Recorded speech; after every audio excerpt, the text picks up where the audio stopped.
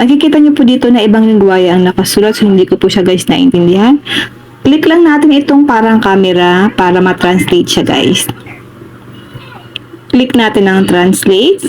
Madali niya pong nade-detect kung ano po yung nakasulat dito sa products na ito. Ito po ay salitang Chinese. So, nata-translate niya po agad guys to Filipino. Kapag may nagustuhan tayong products at hindi po natin alam kung saan ito binibili, kailangan lang siyang picturean at lalabas na po dito kung saan po yan pwedeng mabili or kung saan siya pwedeng i-check out. Hello guys, good morning. Alam niyo ba na may tricks ang ating camera, lalong-lalo na po kapag may gusto tayong bilhin na bagay at hindi po natin alam kung saan po ito binibili. Kailangan na po picture ng isang bagay para malaman natin kung saan po ba ito pwedeng bilhin. At hindi lang po yan guys, kaya rin pong basahin ng ating camera yung iba't ibang lengguwahe. Punta lang tayo sa ating camera ng cellphone natin guys. Then kumuha kayo ng isang products na hindi niyo po maintindihan kung ano po ang nakalagay.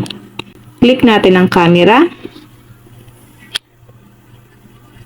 Halimbawa guys, ito yung products. Hindi ko talaga ito maintindihan kung ano po ang nakasulat. Ayan guys. Click niyo po itong parang camera sa gilid.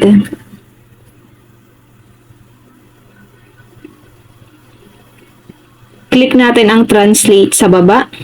Nadedetect na po yung language, kung ano po ang mga nakasulat. Halimbawa guys, ito Chinese.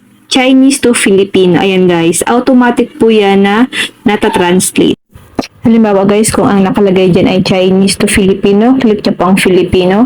Kung gusto nyo po siyang i-translate sa English, hanapin nyo po dito ang English.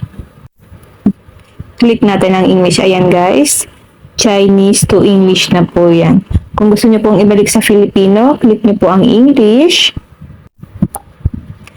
Click natin ang Filipino. Para mas maintindihan natin guys kung ano po ang mga nakasulat. So, mababasa na po natin kung ano po ang mga nakalagay or nakasulat dito sa products na ito. Punta naman tayo sa ating Google. I-search natin guys kung saan po ito nabibili. Click natin ang Google. Meron po ditong camera, click natin ang camera. Picturean lang po natin guys.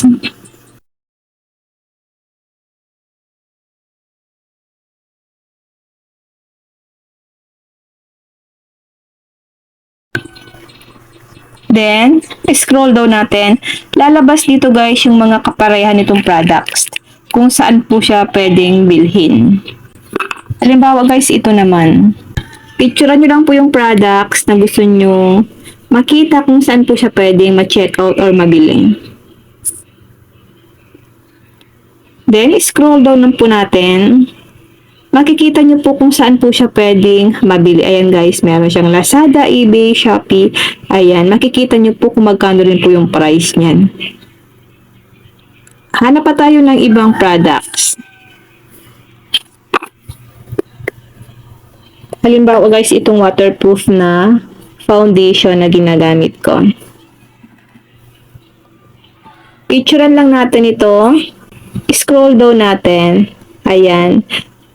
Pwede po natin siya mabili sa TikTok. Ayan po. May nakalagay po dyan kung saan siya pwedeng mabili. Ganun lang po ang gagawin nyo once na meron po kayong nagustuhan na products at hindi nyo po alam kung saan siya binibili. Kailangan na lang po siya guys picturean. Ito po ang features ni Google, yung camera ng ating phone na baka hindi po natin guys ginagamit. So, napaka-useful po ng ating mga camera. Kapag mayroon po kayong products na hindi nyo po maintindihan dahil Chinese, picturean mo lang siya at automatic po yan na matatranslate.